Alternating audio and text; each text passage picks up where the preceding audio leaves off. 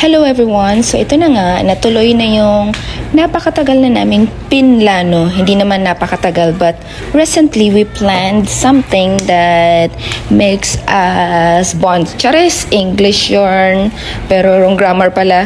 So ayun na nga, nag-rent kami ng apartment for our overnight, pajama party, color party, etc.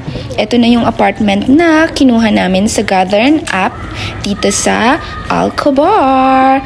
Super ganda niya, kasyang-kasya lang sa aming 4, 5 or ilan pa yan. Basta, caring-carry lang yung place kahit marami kayo. Pero, lang talaga, good for 2 lang talaga siya. Pero, 4 kaming gumamit nito. And napakaganda ng place, super cozy at saka peaceful. And then, ito yung food namin.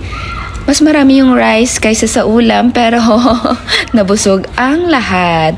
Ayan, napakasaya ng gabing yun kasi chikahan to the max, TikTok to the max, tsaka maritesan, kahit anong pinaggagawa na namin at that time. But nag-enjoy din kami, nakatulog kami ng madaling araw, natapos kami ng madaling araw.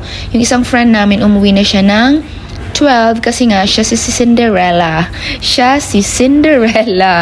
And then natapos kami 3 a.m. Nakatulog kami 4 a.m.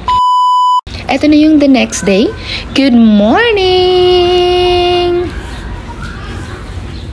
Yan, mga haggard na yan.